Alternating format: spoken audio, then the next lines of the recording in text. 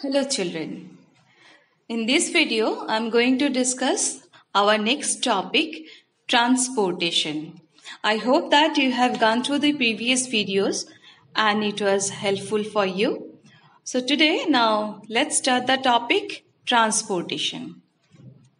So for transportation, we need to remember one thing, that a liquid medium is required for transportation, and this liquid medium is the blood and lymph in human being. So this transportation helps in transporting the important materials like nutrition, hormones, enzymes or excretory substances. Now we will see the main points of the transportation in human being. You need to remember that double circulation occurs in human beings. That is, the blood goes through the heart twice during each cardiac cycle. During one cardiac cycle, heart is filled up with the oxygenated blood, and the oxygenated blood is distributed throughout the body.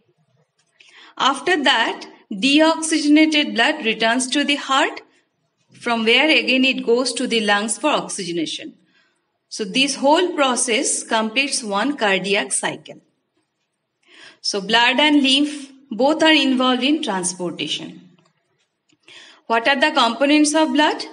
Components of blood are RBCs, WBCs, platelets and plasma. RBC, red blood corpuscles. WBC is white blood corpuscle. Platelets and plasma all are components of blood. Three types of blood vessels are involved in transportation, that is circulation process, and these three types of blood vessels are arteries, veins, capillaries. You know that arteries carry oxygenated blood except pulmonary artery, because pulmonary artery carries deoxygenated blood. This is the exception. Deoxygenated blood means this blood is carbon dioxide rich blood. And veins carry deoxygenated blood in them except the pulmonary vein. Pulmonary vein carries pure blood, that is oxygen rich blood from lungs to the heart. Now we will discuss about the heart and the mechanism of blood through the heart. You know that heart is slightly triangular shaped muscular organ, and it is as big as anyone's fist. And it is reddish brown in color, surrounded by two-layered sac. The upper membrane, outer covering, which covers the heart, is known as pericardium. The heart has different chambers to prevent the oxygen-rich blood from mixing carbon dioxide-rich blood. The human heart is divided into 4 chambers, remember that. And these 4 chambers are right atrium, right ventricle, left ventricle. There are valves between left atrium and left ventricle and between the right ventricle. These valves provide one-way passage and prevent return of blood. That means this valve will allow the movement of the blood in one direction only, and it will prevent the backflow of the blood. The valves are made up of cardiac muscles. Now look at the picture. Both the right side and the left side of the heart is divided by a partition called septum, and the heart has 4 chambers. The sequence of events which take place during the completion of one heartbeat is called cardiac cycle. So during the cardiac cycle, the heart contracts and relaxes. So it involves repeated rhythmic contraction and relaxation of the heart muscles. Contraction of the heart is known as systole, and relaxation of the heart is known as diastole. Now we will discuss the mechanism of blood flow through the heart. Oxygen-rich blood from the lungs first entered the left atrium of the heart. The left atrium receives the oxygen-rich blood from the lungs. And the left atrium relaxes when it receives the blood from lungs. Then it contracts and pushes the blood to the left ventricle, and at the same time the left ventricle expands so that it collects the blood from the left atrium. From the left atrium, the blood is transferred to left ventricle through bicuspid valve. From the left ventricle, the blood is pumped to various parts of the body through aorta. Aorta is the largest artery. So, the walls of the left ventricle is thickest amongst all the chambers of the heart, because the left ventricle has to pump the blood throughout the body from head to toe, the longest part of the body. That is why left ventricle has the thickest wall. And oxygenated blood from the lungs entered the left atrium through the pulmonary veins.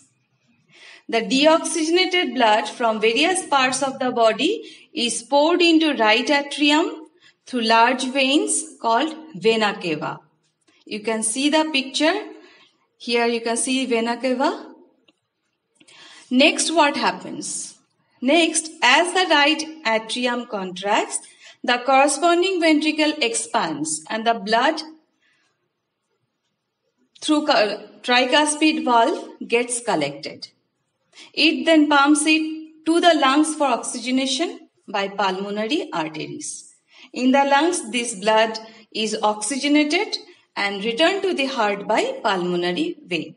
So this is how blood is transferred from one chamber to another chamber and to the body. Again, the blood returns to the heart, then to the lungs. Now we will see the double circulation process. Why the circulation process in human being is known as double circulation. The blood circulation in human heart is known as double circulation because blood passes through the heart twice. So in the first circulation, it involves the entry of blood from all parts of the body to heart. That means the deoxygenated blood is returning back to the heart. So the pathway of blood from heart to rest of the body and back to heart is known as systemic circulation. This blood is deoxygenated, collected from all body parts and goes to lungs for oxygenation. The other circulation, that is the pathway of blood from the heart to the lungs and back to the heart, is called pulmonary circulation. So this circulation involves only heart and lung. So this circulation is pulmonary circulation. In this circulation, oxygenated blood from the lungs enters the heart and then to all parts of the body. Now see the schematic diagram of the double circulation. In the pulmonary circulation, blood which is oxygenated is coming from the lungs and enters the left atrium and then to rest part of the body. And in systemic circulation, deoxygenated blood from the body organs first comes to heart, right atrium, and then from the right atrium, it goes to the lungs for oxygenation.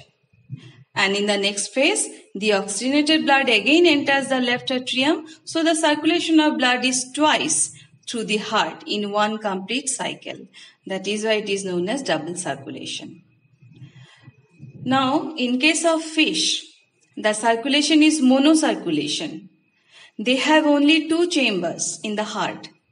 Blood is pumped to the gills for oxygenation and then passes directly to rest of the body. Again from the body, blood is collected to the gills. Now, what is known as blood pressure? The force that blood exerts against the walls of the vessels is called blood pressure. Blood pressure is measured by an instrument which is known as sphygmomanometer. Remember, sphygmomanometer is the instrument which measures the blood pressure. The pressure of blood inside artery during ventricular contraction is called systolic pressure.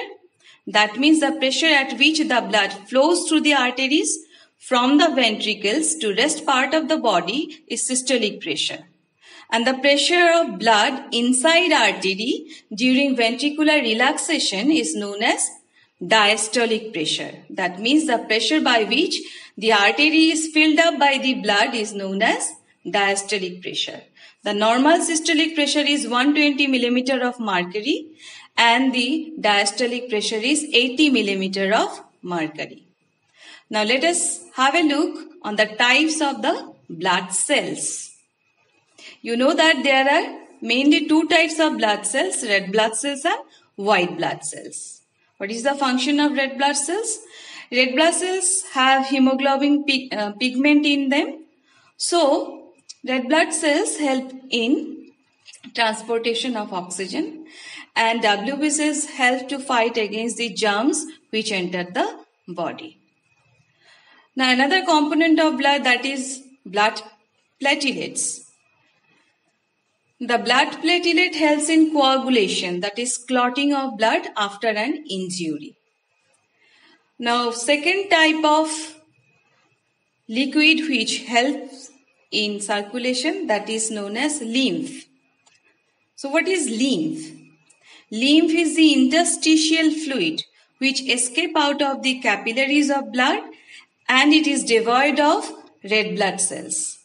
So lymph is formed from the fluid which leaks from the blood capillaries and goes to intercellular space in the tissues. Lymph also plays an important role in the immune system because it destroys germs. Lymph also carries many materials like food or other substances. So this is about blood and circulatory system in human being. Read this important topic and if you have any doubt, please let me know. So today we conclude here. Take care of yourself. Thank you.